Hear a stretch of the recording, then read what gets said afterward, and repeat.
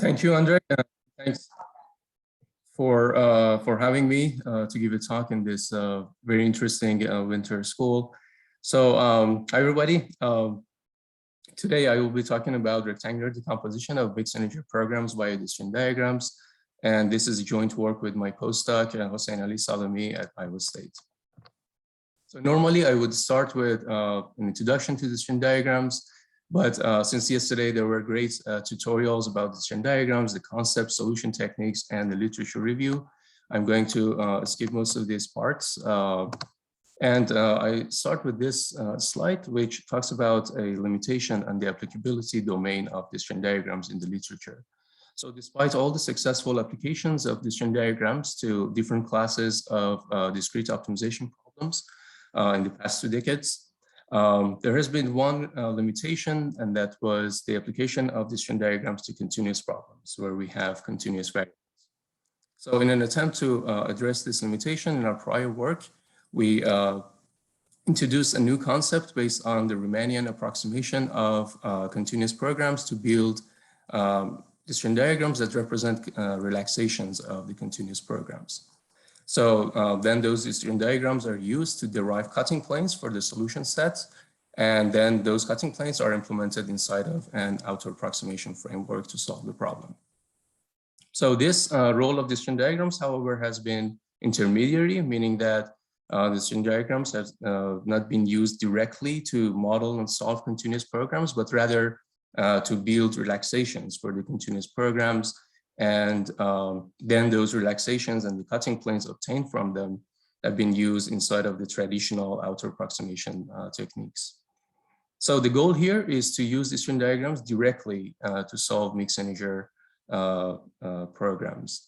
So in particular, we want to address these 3 questions. One, is it possible to represent a general set with both integer and continuous variables by disjoint diagrams? The second question is that what are the characteristics of sets, mixed integer sets that admit a disjoint diagram representation? And the third question is that how can we use these representations to model and solve mixed integer programs? So, so I start with the introduction of the methodology, which is called rectangular decomposition. So here we have the theorem at the heart of the rectangular decomposition. So consider a set P in Rn, can be any mixed integer set, and we select a subset I of the variable indices from 1 to n. And assume that we have a finite collection of bounded sets, Pij's, where J is a finite index set that satisfies 3 conditions. One is that the dimension of the projection of each Pij onto the space of Xi, where I is not in the set that was selected at the beginning, should be equal to 0. So in other words, the coordinate Xi is fixed for each Pij. Then the set P is enveloped between the union of Pij's and their extreme points, meaning that P contains the extreme points, but is itself a subset of the union of Pij's. And the third condition is that for each Pij, there exists a finite collection of hyperrectangles, or JKs, such that convex hull of Pij is equal to the convex hull of union of hyperrectangles. So if we satisfy all these 3 conditions, we say that set P admits rectangular decomposition with respect to the index set I. And if that happens, we have the chain of relation in terms of the optimal value of an objective function over these sets. So in particular, for any function f of x that is convex in xi, the set that we selected, max of f of x over p is equal to max of f of x over the union of extreme points of Pij's, which is also equal to max of f of x over the union of hyperrectangles. So to illustrate, let's take a look at this 3-dimensional set. So we have set P, it's a mixed integer set, x1 and x2 are continuous variables, and x3 is binary. And we have 3 linear constraints defining the set. So the feasible region is something like this. We have a bottom piece and we have a top piece. So applying the previous theorem, the rectangular decomposition theorem, we can see that we can decompose set into 3 rectangles, hyperrectangles, R1 that contains the bottom piece, R2 that contains the right edge of the top piece, and R3 that contains the left edge of the top piece. So applying the result of the theorem for any function f of x that is convex in x1 and x2, max of f of x over p is equal to max of f of x over the union of these 3 hyperrectangles. So how does this relate to decision diagrams? So that is through the concept of equivalence class. So consider a special case of the previous theorem where we can directly decompose P into hyperrectangles. So in the previous theorem, there are 2 levels of decomposition. So first we decompose P into sets Pi, and then we decompose sets Pi into hyperrectangles. But for this special case, we assume that we have P, we select subset I, but we can directly decompose P into hyperrectangles. In other words, there is a finite collection of hyperrectangles, Ij's, such that the dimension in Xi that is not in capital I that we selected is equal to 0. And P is enveloped between the union of hyperrectangles and their extreme points. So in this case, for any function fx that is convex in Xi, we have that the maximum of f of x over the union of all extreme points of hyperrectangles is equal to the maximum of x over the hyperrectangles themselves, which is also equal to maximum of x over any set P that is enveloped between hyperrectangles and their extreme points. So that gives us an equivalence class, because any set that is enveloped between these 2 quantities will share the same optimal value as the hyperrectangles. So we can define the concept of equivalence class for decision diagrams as well. So assume that we have a decision diagram D with node set U and arc set A and label function L. And we select a subset I of the variable indices, which are the arc layers. And we build 2 decision diagrams, D bar and D hat, from D as follows.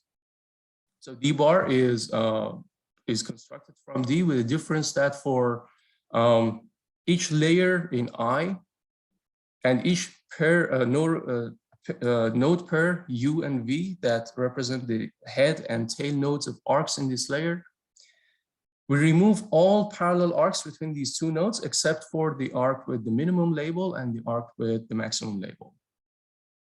So we call this decision diagram D bar.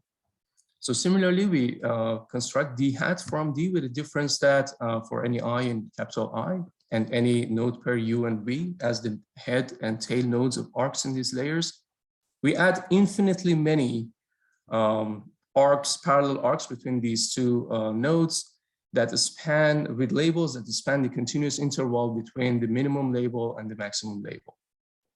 So we call this a virtual decision diagram because the number of arcs that we add are infinitely many. So in this case, for any function fx that is convex in Xi, we have that the max of x over the solution set of D bar is equal to max of x over the solution set of D hat, which is also equal to max of x over the solution set of any decision diagram D that is enveloped between D bar and D hat. So again, just like the previous result, this gives us an equivalence class in terms of decision diagrams. So to illustrate, let's take a look at this decision diagram. We have 2 layers corresponding to variables x1 and x2. The top layer has 3 parallel arcs and the bottom layer has 4 parallel arcs. So we build D bar by removing the parallel arcs of the top layer and bottom layer. And we can also build D hat by adding infinitely many arcs between that span the interval between -4 and 9, the top layer, and span the interval between -7 and 14 at the bottom layer. So note that the solution set corresponding to this decision diagram is a rectangle with x1 from -4 to 9 and x2 from -7 to 14. So applying the previous equivalence class result means that max of f of x, which is convex in x1 and x2, over this hyperrectangle is equal to max of f of x over this decision diagram. So this gives us the connection between decision diagrams and the hyperrectangles, which brings us to the definition of DD representability. So we say that a set P in Rn is DD representable with respect to an index set I if there exists a disjoint diagram D such that max of f of x over P is equal to max of f of x over the solution set of D for every function fx that is convex in Xi. So applying the concept of the equivalence class together with rectangular decomposition, we have this corollary that says a set P is DD representable if and only if it admits a rectangular decomposition with respect to an index set. So going back to our first example, you can see that on the left, we had this set P, and we saw that we could decompose it into these three hyperrectangles. And applying the concept of equivalence class, we can represent these hyperrectangles by the disjoint diagram on the right. So in particular, the node sequence on the left represents R1. The node sequence in the middle represents R2, and the node sequence on the right represents R3. So in other words, max of f of x over this set, where f of x is convex in X1 and X2, is equal to max of f of x over this disjoint diagram. So a couple of remarks about the rectangular decomposition result that we just saw. One is that the rectangular decomposition of a set is not unique. There are different ways to decompose a set into hyperrectangles, and each rectangular decomposition leads to a disjoint diagram of a different size. As a general rule, we prefer decompositions with higher dimensional rectangles in terms of efficiency. So let's take a look at this example to illustrate. Assume that we have this continuous set in 2D. We have X1 and X2, and we have this, this object. And one way of performing rectangular decomposition is simply the extreme point decomposition, because each extreme point is a hyperrectangle of dimension 0. So therefore, we can represent these extreme points by disjoint diagrams. We have 5 of them. And on the right, we have the best disjoint diagram that we can do in terms of the width limit to represent these 5 points. So we cannot have a disjoint diagram with smaller width limit to represent these 5 points. But on the other hand, we have the second rectangular decomposition that is composed of 2 hyperrectangles, a 1-dimensional and a 2-dimensional hyperrectangle. And the disjoint diagram representing these 2 hyperrectangles is on the right. And as we can see, the width limit is 2.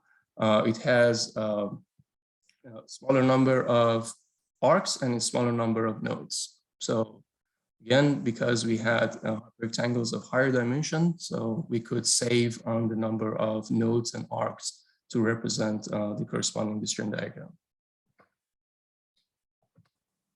Okay, so the rectangular decomposition approach described so far implies that given a mixed integer set, we first need to see if we can identify rectangular decomposition for the set. If the answer is yes, we can build a disjoint diagram for it. And if the answer is no, the set cannot be represented by disjoint diagram. So we need to make some effort in order to identify rectangular decomposition. But there is an important special case where we immediately know that the set always admits rectangular decomposition and therefore is always DD representable.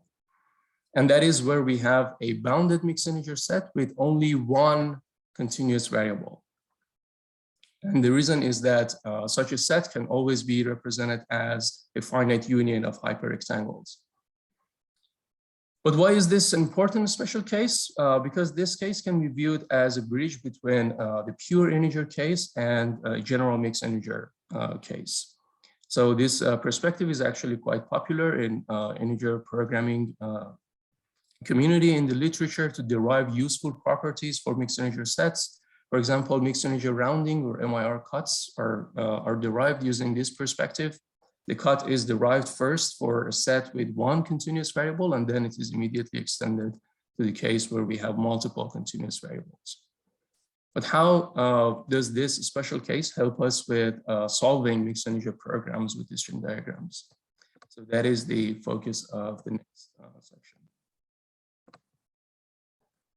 Okay, so consider a general bounded mixed integer linear program where we have two sets of variables. Variables x are integer and variables y are continuous, and we are maximizing a linear objective function over a set of linear constraints.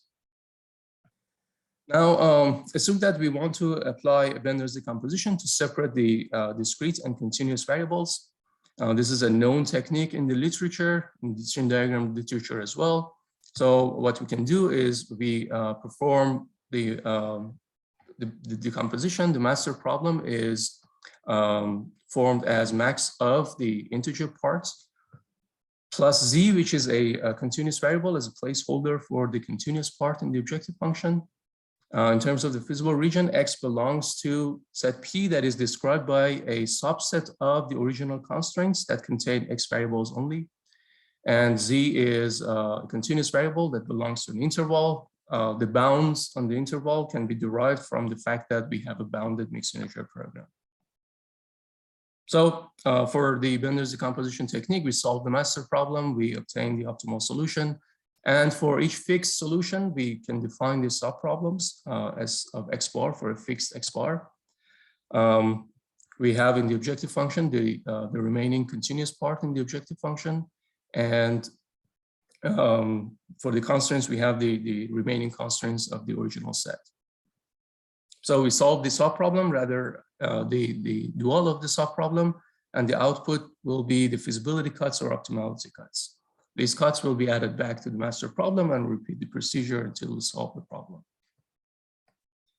Now, if we take a look at the structure of set M, it is a bounded mixed integer set with only one continuous variable. So as we saw in the previous special case, this is DD representable. We can build a DD to represent the feasible region of M that contains both continuous variables x, both integer variables x and the continuous variable z. Therefore, we can modify the Bender's decomposition approach as follows. We can construct the decision diagram that represents the master problem. We find the optimal solution through the longest path. And then for the optimal solution, we solve these subproblems, we obtain the optimality and feasibility cuts, and we refine the master DD with respect to these cuts, and repeat the procedure. So the drawback of this approach is that the size of the decision diagram that would exactly represent the master problem can be large. And as common in the DD literature, when we encounter such situation, we use the concept of relaxed and restricted decision diagrams to keep the size under control. So that is what we want to also do here. We want to implement the relaxed decision diagrams in addition to the Bender's decomposition approach. And before getting to the algorithm, one remark here is that there are two sources of weakness or relaxations when we do combine the relaxed and restricted decision diagrams together with Bender's decomposition.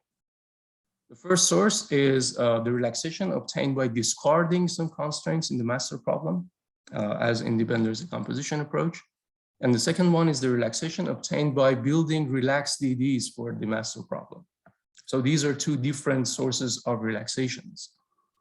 So in order to converge to optimality, we need to reverse the impact of these relaxations. So to reverse the first one, we add optimality or feasibility cuts, as in Bender's decomposition, by solving subproblems.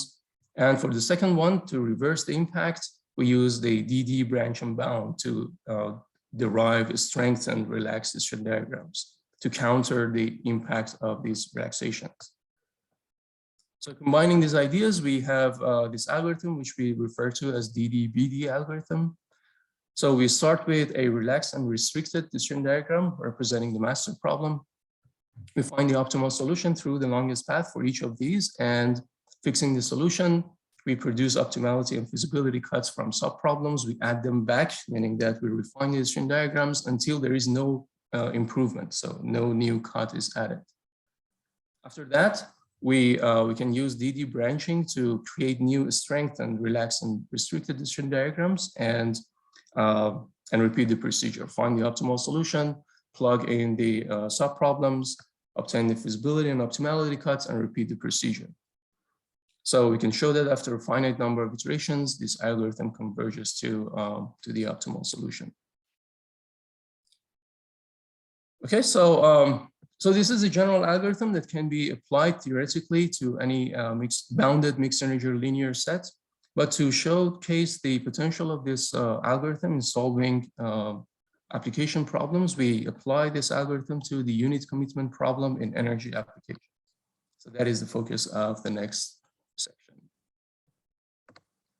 Okay, so the unit commitment problem is one of the most classical and fundamental problems in power systems and energy applications. So the objective is to determine the schedule of power generation over a given time horizon in the energy market to satisfy the power demand. So first, I give a brief introduction to the standard mixed integer programming formulation of the problem. Then I talk about the string diagram reformulation and some computational experiments. So in terms of the parameters, we have n that represents the number of generators and t, the time horizon. We have 5 sets of variables, 3 binary variables. Xij represents whether or not unit I is up or active at time j. Yij represents whether or not the unit starts up at time j, and y bar ij represents whether or not the unit shuts down at time j. Then we have 2 continuous variables. P represents the production level of unit I at time j, and P bar represents the spinning reserve or the maximum power of unit I at time j. So the objective is to minimize the production and operation costs. It has 3 elements. The first element is the fixed operating cost for unit I. So if unit I is up, then there is a corresponding fixed cost that we need to take into account in the objective function. The second element is the variable cost for production level. So for each unit of power generated, there is this cost that we need to consider. And finally, there is this, this last element that represents the startup cost. And in the literature, it is considered to be an exponential cost that represents the longer the unit is down, the more costly or more expensive it becomes to bring it up. So as the unit gets cold, it will be more expensive to bring it up. So this is an exponential function, but in the literature, it is common to linearize it so that we will have a mixed integer linear programming formulation. And this linearization is done in this first constraint. The idea is that we have an exponential function, but the time units are discrete. So we can evaluate the function at each time unit and write down the linearized envelope for the exponential function. The second constraint represents the logical relation between x and y variables. The next 2 constraints are the so-called minimum up-down time requirement. So the meaning of these is that when a unit is up, there is a minimum time length that the unit should be up until being allowed to go down. And similarly, if a unit goes down, there is a minimum time length for the unit to remain down until being able to go up. So these are represented by these 2 constraints. The next 2 constraints are the so-called ramp up down production limit. So if a unit starts up, it cannot immediately reach its maximum capacity in terms of the production. So there is a ramp up constraint that gradually increases the production level until reaching the maximum capacity. And similarly for shutting down, it cannot immediately shut down and reach 0 production. There is a ramp down constraint that gradually reduces the capacity level until reaching 0. So these are captured by these 2 constraints. The next constraint, the lower bound and upper bound on continuous variables. And finally, the last 2 constraints, we need to satisfy the demand for power and also the spinning reserve constraints. We need to satisfy the demand together with the spinning reserve requirements. Okay, so that is a mixed integer linear programming formulation of the UCP, and UCP is well known to be computationally very challenging. It is an NP-hard problem, but here we're interested in a stochastic variant of UCP, which is more realistic and even more challenging. where the power demand is not fixed. It is assumed to be uncertain, and it is modeled by a number of scenarios. So if we write down the two-stage stochastic formulation of the problem, we will see the L-shaped structure, and which means that it is amenable to Bender's decomposition. So for the Bender's decomposition, the master problem is defined as follows: over binary variables x, y, and y bar.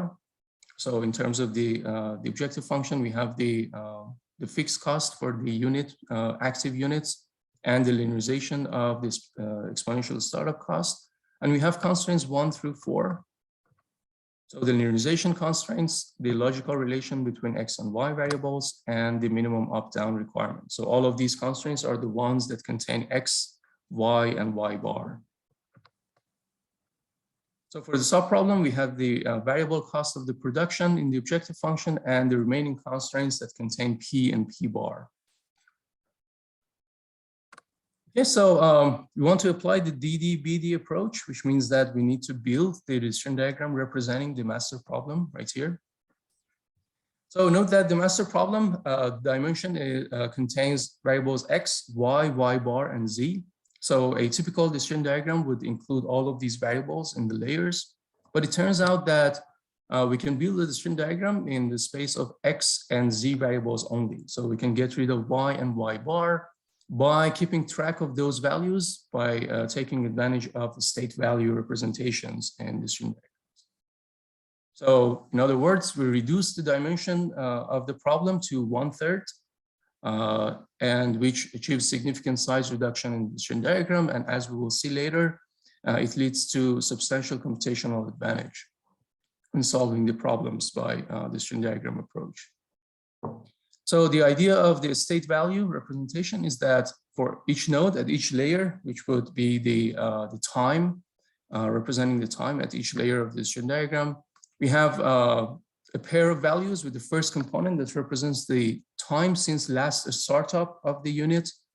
And the second component is the time since the last shutdown of the unit. So the advantages, again, this reduces the dimension of the problem. It has the memoryless or Markovian property. At each time, we can calculate the state value based on the state value of the previous period, together with the status of the unit, the previous period. And also it allows us to directly evaluate the startup cost, the mean up-down time requirement, and the logical relation between all variables. In other words, all constraints can be calculated, the values for them based on just these two simple state value representations. So here's an example. Assume that we have one unit. If we have multiple units, we can replicate the structure. And this is the time horizons, time period 0. The state value is infinity and infinity, representing the initial status of the unit. And assume that at time 1, the unit goes up. So the state value will be updated to 1 and infinity. So 1 represents the time since last starting up. So we were at the initial state, and going up, the time that has passed since last startup has been 1. So we update it to 1, and the time since last shutdown is infinity. Now, if for the next period, the unit shuts down, the value will be updated to 2 and 1. The time since last startup is still 2 because we just went up the first period, but the time since last shutdown is 1. So we can just use this idea to build the entire decision diagram for the unit over the entire time horizon. As we can see, this decision diagram contains the discrete variables together with z, which is a continuous variable, as the last layer. Okay, so to fully implement the DD-BD approach, we need to also consider the relaxed decision diagram to achieve computational efficiency, which means that we need to define node merging policies for this problem. And that is also quite straightforward. At each layer of the decision diagram, we can select a subset of nodes in such a way that all nodes would represent the same status of the unit. So either all the units in those subset of nodes should be up or all should be down. So for those subsets, then we can just perform the merging operation as follows. The first component is the maximum of the first components of the state values for the merged nodes, and the second component is the maximum of the second components of the state values for the merged nodes. So it's just the component-wise maximum.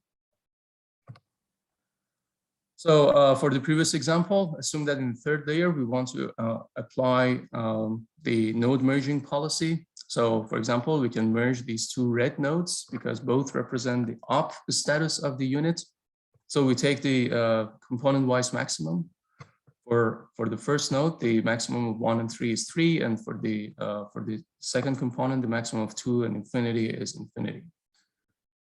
And we can merge also these nodes, the green nodes, the dark blue ones on the left, the light blue ones on the right, and have this this reduced size relaxation diagram, and we can show that this is a valid relaxation for the problem. Okay, so next we want to evaluate the performance of the DDBD approach for the unit commitment problem. We studied the benchmark instances from Ostrovsky et al. In 2011. We consider 4 size categories for the number of generators: 25, 50, 75, and 100. We consider 3 demand scenarios for the stochastic variant: 30, 10, 30, and 50. And we consider 5 categories for the lower bound of demands, which is also another important factor when generating instances for UCP problems. Okay, so there are 60 combinations of these size categories, and for each combination, we solve 5 randomly generated instances. So in total, there are 300 instances that we solve. So we apply the DDBD approach, and we compare the result with the standard mixed integer programming formulation of the problem when solved by Gurobi at its default settings. We set the time limit at 5,000 seconds. And in terms of the results, out of 60 combinations that we had in terms of the sizes of the problem, the Gurobi approach can solve only 5 of them within 5,000 seconds, whereas the DDBD approach manages to solve all of them within this time limit. So it shows a significant time improvement of the DDBD approach compared with the standard Gurobi approach.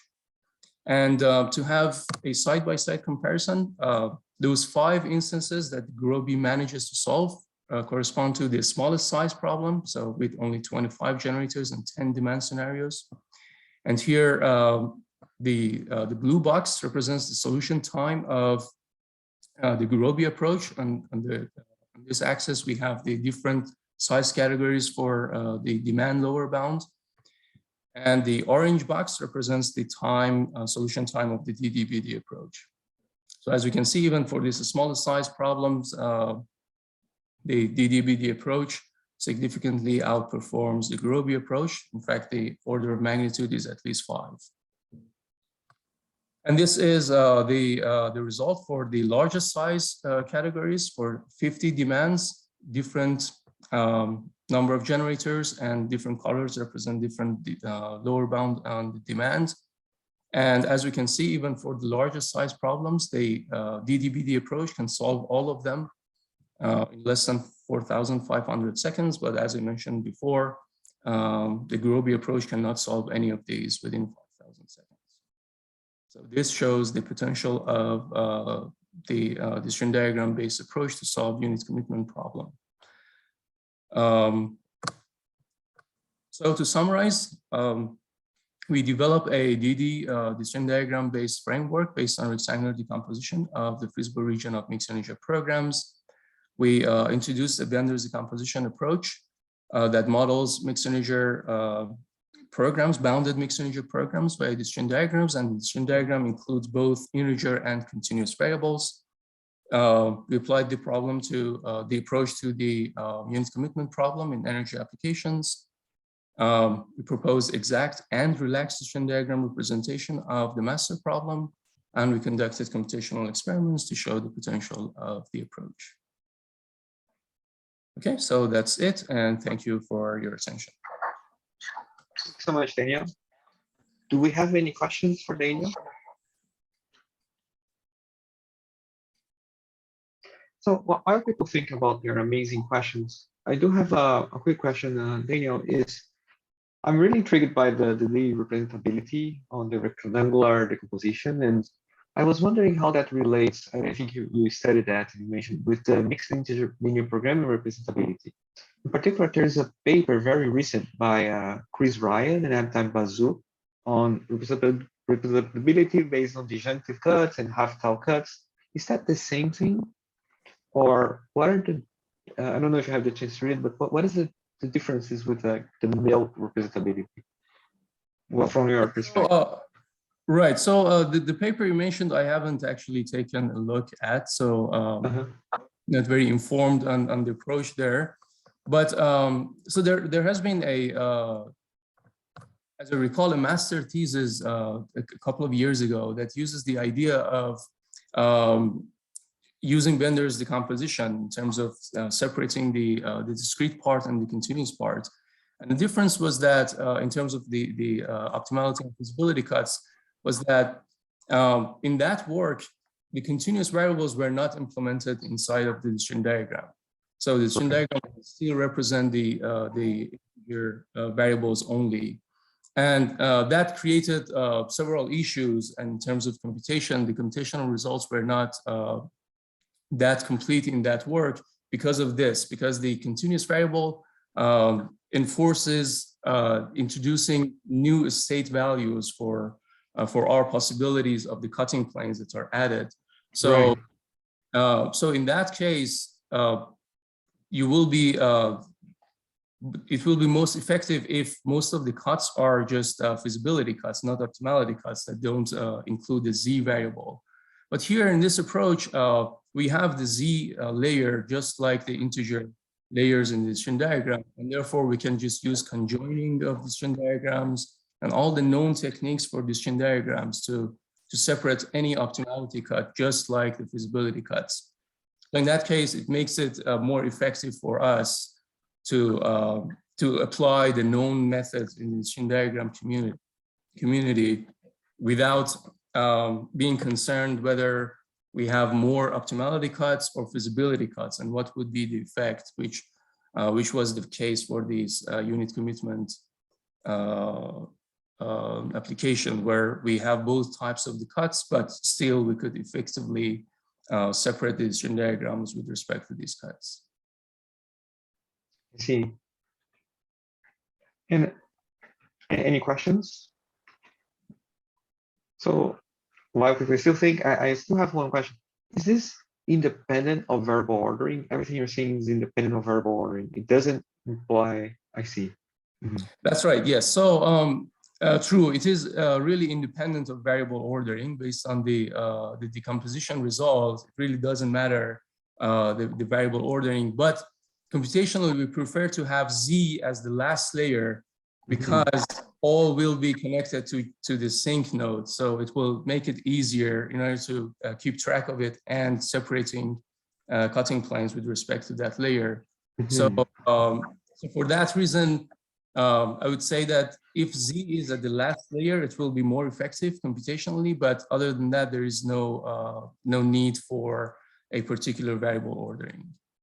Okay, fantastic. Thank you so much. Any more questions? All right. So I'm gonna stop the. Oh, David, do you wanna? No questions. I was just gonna say thank you for the talk.